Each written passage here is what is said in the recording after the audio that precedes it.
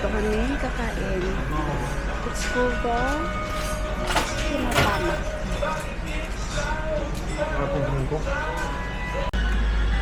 First order, that's chicken with... Oh, I thought that's cheese. No. You're trying. Yeah, I'll try.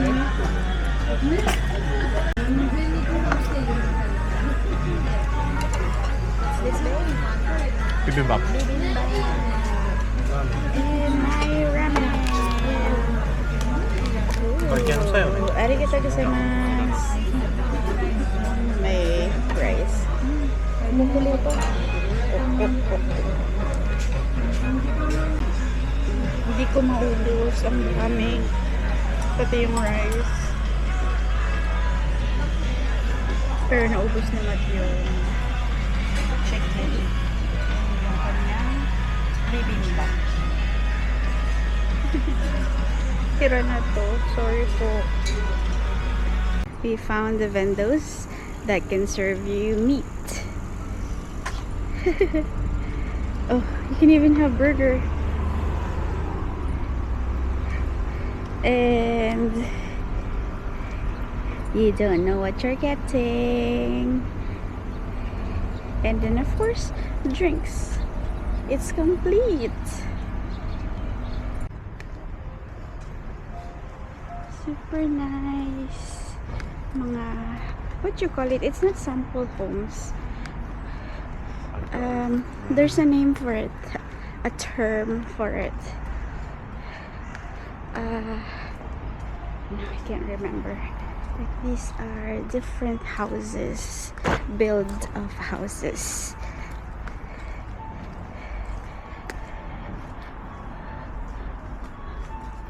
So nice. This is the little bakery over there. So cute.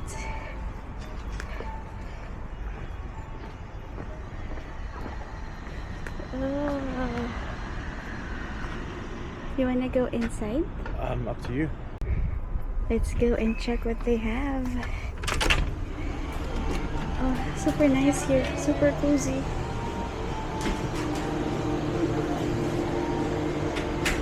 This one's a small one.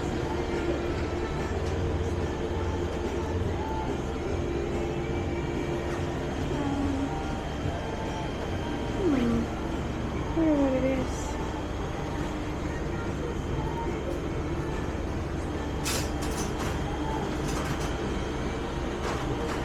Look at no. Happy Halloween. What? Is there something you want to try? If I was hungry, yes. But I'm so full. Yeah, okay. You can come back. Everything was so good. It looks so good. But you want to get something for later? No, I don't want to carry. No. It's nice. We'll come back for you. What's the name of this place? It's Sahirupan Sendai. Okay. It's Sahirupan Sendai. Yeah. Nice. But we're still so full. Konnichiwa! We are at Sendai downtown again. Mag-stay kami here. We're staying at a hotel, but for now, iniwan muna namin yung bags namin. Kasi 3 PM pa yung check-in. Sobrang late. Kaya naglakad-lakad muna kami. Nakakain na rin kami ng lunch. Look at this. I think this is a temple. Walang English translation, so I don't know. So yun, maglalakad-lakad lang kami around this area and wala namang plan. Supposedly pupunta kami ng Matsushima today, but nung umalis kami ng bahay, umaambon. So sabi namin wag na kami pumunta, some other day na lang. So sabi namin mag-iikot-ikot na lang kami here Kasi hindi pa rin naman talaga kami nakapag-ikot-ikot sa mga side streets dito sa downtown. Look at this building. Not the actual building actually, yung roof lang. So cute. Chipmunk.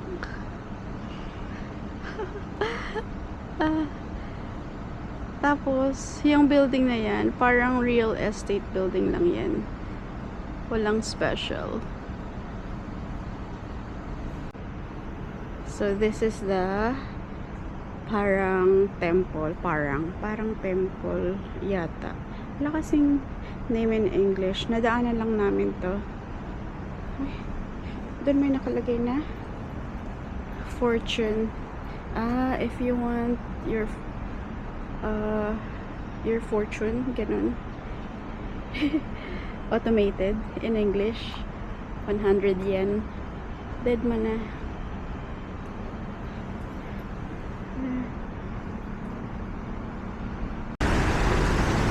Sendai Station.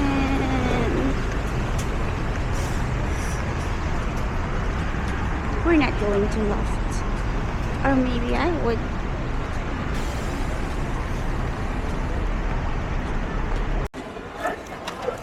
We're going to try the Sendai cheesecake. Nadaanan namin ito before and I wanted to try it. But, busog kami that time. And this one siguro, tomorrow.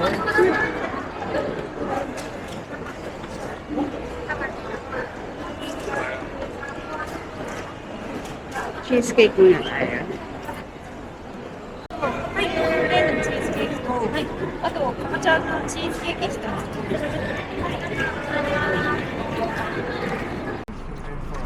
That's our hotel, the 15 Sendai. This is the lobby. Pwede na kami makapag-check-in. Just waiting for the other people to finish.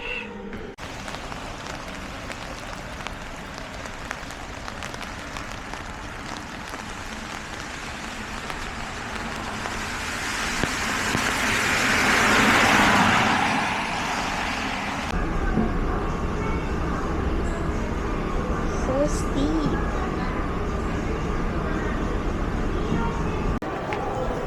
Konnichiwa.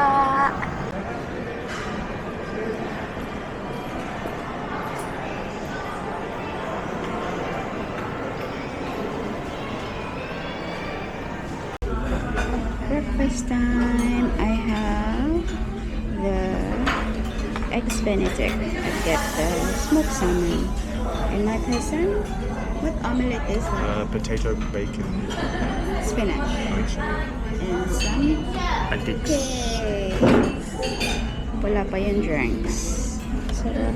And these are some kind of potatoes. Konnichiwa! Today is... may naglalakad sa labas. Today is Monday. It's the second week of November na. Nag-aayos ako because... Di ba nabanggit ko sa last video ko na may problema sa visa ko? I mean, currently kasi ang visa ko here is dependent dahil dependent ako ni Matt. So I have a 3-year dependent visa hanggang August 2028. Pero since hinire ako ng school ni Matt din, they were planning na, actually we didn't plan, we applied na to change my visa to instructor visa. So from dependent magiging instructor. So magbabayad ako ng sarili kong, anong tawag doon? Parang yung social insurance and syempre tax and everything else. Parang equal footing kami ni Matt sa in terms of visa. So, nag-apply na kami doon sa immigration na malapit dito. Mga 2 weeks ago. Tapos, supposedly, sabi nila, mga 2 weeks to 1 month bago magkaroon ng result, approve or denied yung visa. Pero after a week, sabi ng school, kailangan daw pala ng teaching license. Kasi meron naman akong teaching hours. Nag-take ako ng anong tawag doon? Basta yung 18 units na education units sa Philippines. Natapos ko na yon and binigay ko sa kanila yung certificate. Pumasa na rin naman ako sa exam kasi bumalik din ako sa Philippines para mag-exam. But hindi na ako nakabalik para kunin yung license and all the other documents. So, sabi nila hindi daw sapat yung certificate lang. Kailangan daw yung license talaga. Sabi ko, wala pa ako no. Sabi ko, baka pwedeng chinek ko kasi sa online, pwede mong i-verify na pumasa ako. Nakalagay doon na pumasa ako. Nakalagay din doon yung rating kung ano yung score na nakuha ko sa exam. Tapos tinry naman nila, hindi pa rin pwede, kailangan daw talaga license. Meron din sa online na pwede mong i-verify yung license. Pero hindi pa lumalabas yung pangalan ko kasi nga, hindi pa naman ako nakapunta sa PRC. So yun, ang ginawa ko, nag-ask ako sa sister ko na pumunta sa PRC. Binigyan ko ng authorization. Kasi bayad ko na yun Kukunin na lang. Nung binayaran ko siya, back in, actually 2023 pa, or 2024, 2024 pala, parang Feb of 2024. Nung pumunta yung sister ko initially, ayaw nila. Kailangan daw, ako mismo, paano pupunta? Nasa labas nga ng Pilipinas, at that time nasa Vietnam ako. Tapos sabi nila, baka meron kayong kapamilya na merong PRC license. Meron naman yung isang sister ko kasi nursing graduate siya. Hindi naman siya nakakapunta nun kasi may trabaho din siya tapos may anak pa siya. Tapos this time, pinuntahan na talaga nila. Nagpunta sila initially sa yung Binondo kasi dun yung initial na appointment ko sa Binondo na branch. Di may authorization and all. Tapos sabi sa sister ko, hindi daw sa kanila kukunin. Sa pa daw? Sa East Avenue, sa Quezon City. Ang layo. Tapos, yung authorization daw dapat may personal na pirma ko. Pero dahil nga sabi ko, kailangan ko talaga yun. At parang it hinders me starting sa job ko.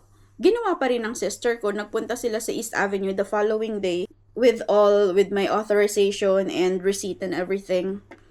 Tapos, ang binigay lang sa kanila, yung aking certificate of passing. Yung license daw, ako talaga daw kailangan kumuha. My goodness, ako daw talaga yung kailangan kumuha. Personal dahil daw may pipirmahan ako. Can you imagine? Just for one signature, kailangan kong lumipad ng Pilipinas, mag-book ng flight, mag-book ng hotel, spend days para lang pumunta. Tapos, sabi ko sa friend ko, ano ba yan? Ba't ganito? Sabi ko, ang inconvenient naman. Licensed teacher din siya, nasa Vietnam. Sabi niya, girl, ganyan talaga. Kahit nga renewal, kailangan personal. It's so inconvenient, Pilipinas. Like, hindi nyo ba nai-imagine or nare-realize kung gaano kalaki yung ginagastos namin para umuwi ng Pilipinas just because you want my signature? Anyway, the school is very much willing to work with me. So instead of yung instructor visa that we initially planned for, babalik kami ngayon sa immigration para i-change yung ina-apply namin. Hindi na siya magiging instructor visa. Gagawin na lang na application for permission to engage in activity other than that permitted under the status of residence previously granted. So it's basically parang exemption sa dependent visa ko na pwede akong mag-work. Kasi under the dependent visa, hindi ako pwedeng mag-work at all. Pero yung permission na hinihingi namin, it will let me work part-time up to 28 hours a week. Pero dependent pa rin ako ni Matt. Ganon.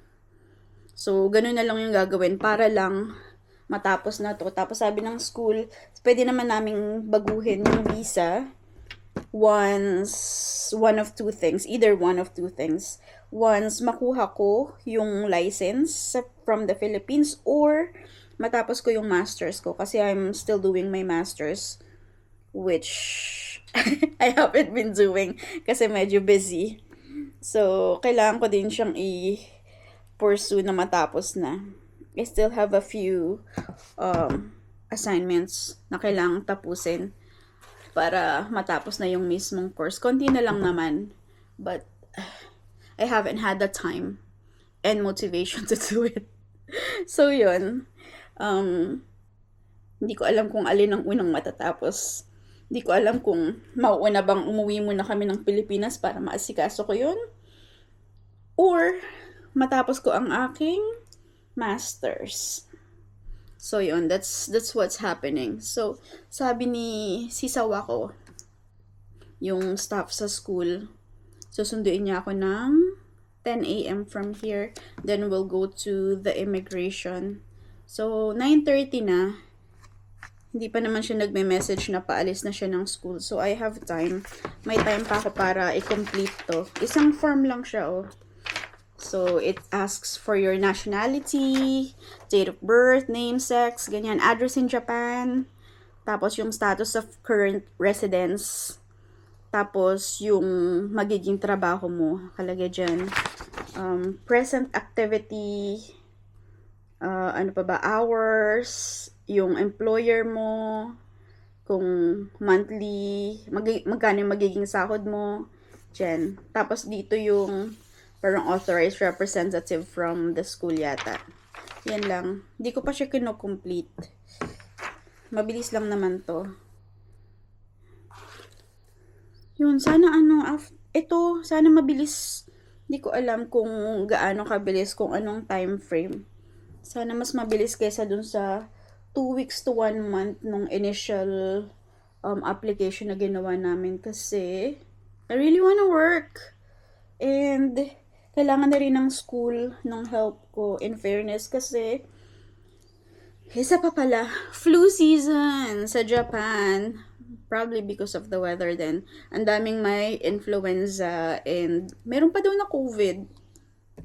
So, this is the second week since the autumn or fall break. During the break daw, ang daming teachers na nagkaroon ng trangkaso, parang 4 or 5. Tapos last week, ang dami ding nagkatrangkaso ulit and nagkatrangkaso ng first time. Parang 4 or 5 people nga. Actually, parang 6. Kasi nung Friday, sabi ni Matt, 4 na teachers yung wala, naka-off kasi may trangkaso. So, he had to cover classes. Tapos, may 2 pang teachers na meron ding trangkaso pero pumasok. Kasi if not, magsasara na daw yung school. So, wawa. Tapos ngayon, madami pa ring absent. Madami. So, magko-cover si Matt ng madami ngayon. And tomorrow daw, sabi niya, so they definitely need you right now. Sabi niya kasi ang daming teachers na wala and daming kailangan i-cover na classes. So, ayun. And, yun. Gusto ko rin naman talagang magsimula na magtrabaho. Dahil, pabawas ng pabawas, pawala na ng pawala ang aking savings.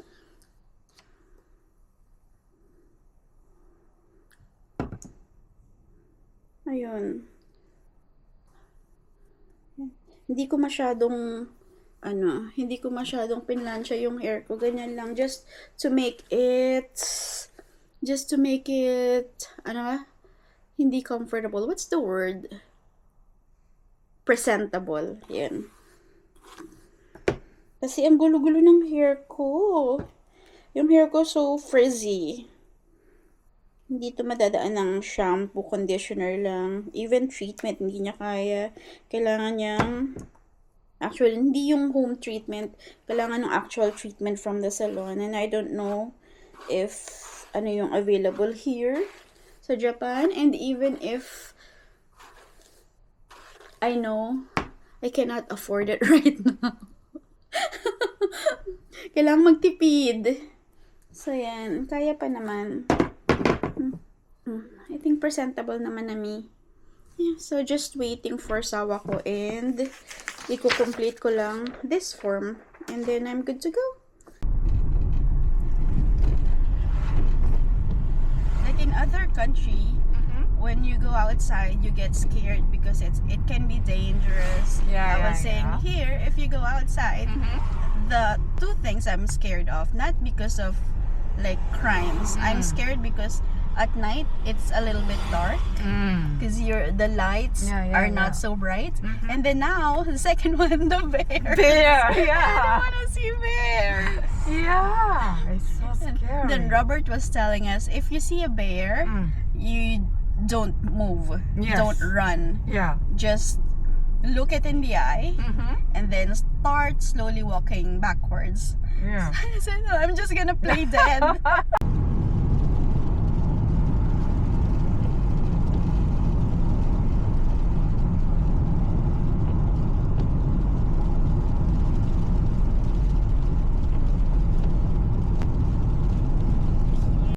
Nakauwi na ako and good news!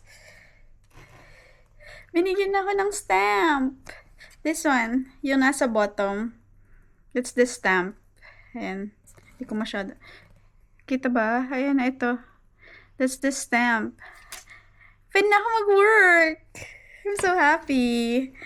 And ang bilis lang. So, what we did was, pagdating namin doon, winidraw yung application na initially for instructor visa dahil hindi nga namin ma-provide yung license ko. Tapos, nag-submit ng bagong application for yung pinakita kong form kanina, yung part-time for 28 hours. And luckily, siguro nag-wait kami doon ng mga around 45 minutes. Tapos yun, pagbalik nung passport ko and ito yung residence card, ayan, may may stamp na. So, pwede na ako mag-work. I'm so happy. Tapos, nag-email na din ako dun sa principal ng school. Sabi niya, can you start tomorrow? Sabi ko, yun din naman yung inaasahan ko kasi I know na ang daming teachers na may sakit. Pati yung kindergarten teacher, di ba dapat teacher assistant ako sa kindergarten. Yung mismong teacher, absent siya ngayon and tomorrow absent siya. Siguro mga for a couple of days daw absent pa rin siya kasi yung anak may sakit. So yun, so my first duty for tomorrow is yung teacher na dapat i-assist ko lang, i-cover ko. Yun.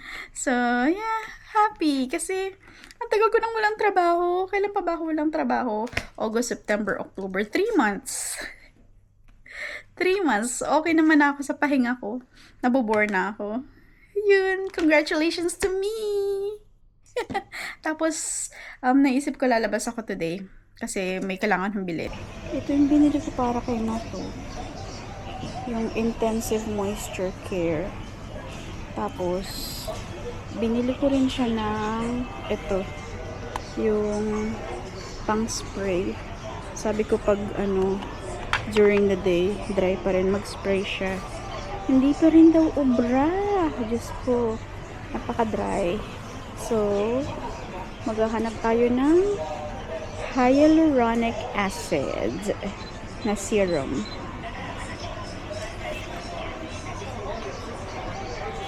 Puro vitamin C nakikita ko eh. Ma-irritate lang skin niya eh. Dry na, mag-vitamin C pa. Ang Matsuyama. Ano yun? Hindi ko alam kung ano siya.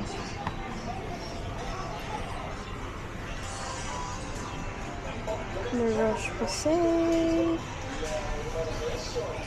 Ano pa nga nakita ang hyaluronic?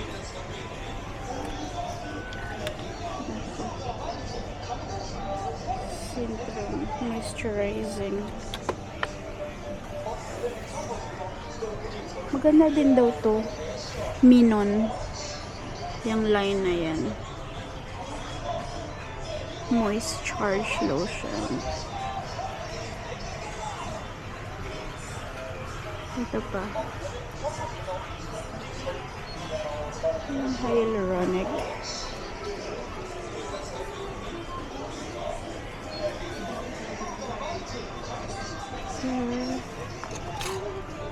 Lipidure. Ano yun? Ayan, hyaluronic.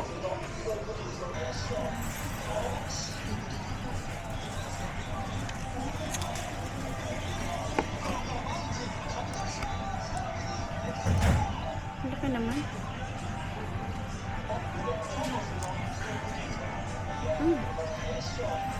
Very moisturizing.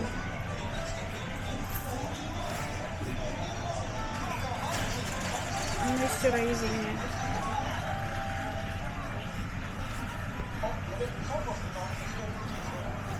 Bilhin ko na to.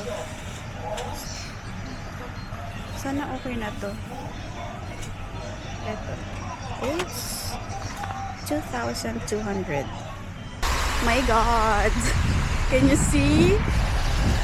4 p.m. pa lang. Ang dilim na. Malamig pa rin. Pero, umuulan na.